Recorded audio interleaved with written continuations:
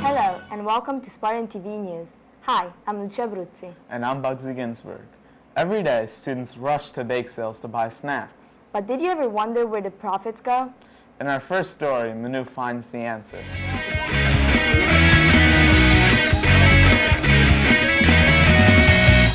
Hi, I'm Manu Hart reporting for Spartan TV Miami at the Senior Circle. Clubs usually hold their bake sales here around 20 times a month during break. But do students really know where their money's going when they buy that chocolate donut? I don't really think about it, so no. It doesn't really cross my mind. I think only the people that work at the bake sales know where the money's going to. Did you know what your money was going towards? I'm pretty sure they go to clubs.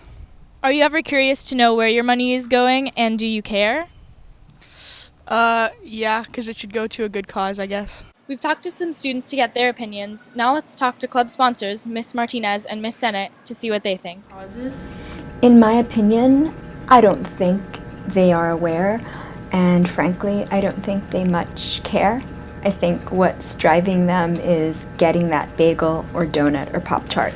It's not only exclusively a way for the organization to make money within, but it's also a way we fundraise for charity.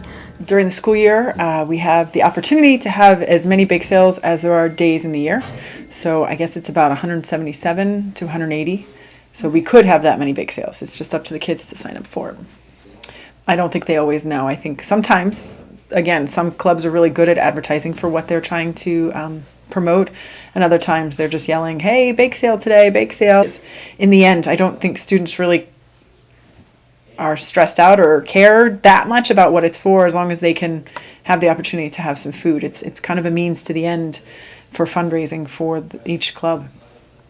Turns out most students don't really know or care about where their money's going when they buy goods from bake sales. The real concern for them is what snack they're getting. I'm Manu Hart, signing out for Spartan TV Miami. Now, I'm always going to question where my money is going. Thank you, Manu. As we all know, this election was greatly talked about with much controversy. As an Italian, I won't be able to vote in the next election, but I really wonder how this election affected those who will be voting in 4 years. Here is Romeo with this report. November 8th, 2016 marks the ending of a historic and memorable election. With a 58% voter turnout, Americans casted their vote all around the United States. At Miami Country Day, we held our own mock election to give students the experience of the voting process. Hi, I'm Romeo reporting for Spartan TV in the Toplin Gallery, the site of Miami Country Day's mock election. In the upper school, what we decided to do, we coordinated this process with lower school, middle school, and upper school, and an outside company, Thomas Gregg & Son, that was coming in to do some of the election equipment and so forth, and they do elections in places like Columbia. But we decided each division was going to do it a little bit differently. So here in the upper school, what we decided to do was a registration process. The steps that each student had to take to register and then show their own card, I think it's really good because that's exactly what you have to do in Florida. And there were only certain times that you can go and vote. And that's just a good experience because that's what you have to pay attention to when you are an adult and you vote. So we decided to do the registration process. Students had to register. It was the week before elections. The school printed up little voter ID cards for everybody, from lower school up through upper school. So students had to fill out some paperwork, get the card, and hang on to that card and bring it in on election day. And then they get their ballot. That was that kind of old-fashioned by paper, and just put that in the ballot, in the box. Did you vote in our previous mock election? Yes, I did. Who did you vote for? I voted for Hillary. Did you vote in this year's mock election for Country Day or no? Yes, I did. For who? Hillary Clinton. Did you vote in this year's mock election for Miami Country Day? No. Why not? Because I forgot to register. In our mock election, not all were for Clinton. Trump got 28% of the votes. Even so, out of 1,318 people, 300 like Franco did not vote. I think that's a high turnout when we compare it to the U.S. election turnout. But I think whether or not it's a mock election or a real one of the reasons why people don't show up is because they either don't care or they think that their vote doesn't count, which is unfortunate. Do you plan on voting in the next real election in 2020? Yes, I do. Do you think that it's important for all voters that are eligible to vote or no? Yes, I do, because I think every vote counts. For future young voters, the only way to make your political voice heard is by voting. Will you vote in the next election? I'm Romeo reporting for Spartan TV. Back to you in the studio. I wonder if Donald Trump will be up for re-election in 4 years. I guess we'll have to wait and see.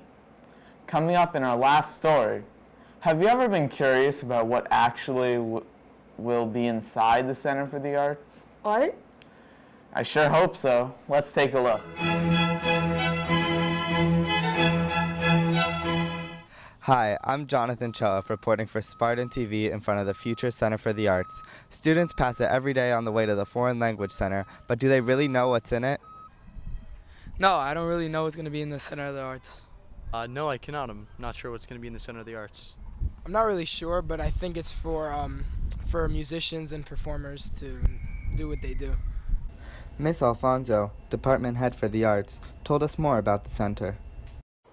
All arts classes are going to be in the Future Center for the Arts. We're going to have a dance studio with sprung floors, which is really exciting. And then on the first floor we have lower and upper school music rooms. And then right along the canal where there's the most natural light is where all of the visual arts classes are. There will also be a stage crafting class, a pottery porch, and more.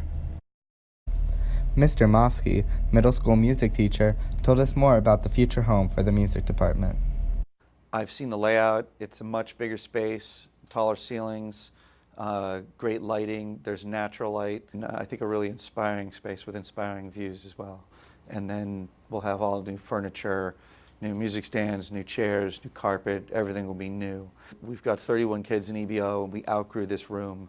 I know EBO will just love being able to come into the room and not have to set up the stands. We could leave it set up. It'll be great. According to Miss Alfonso, the curtain is set to rise on the Center for the Arts in spring 2017.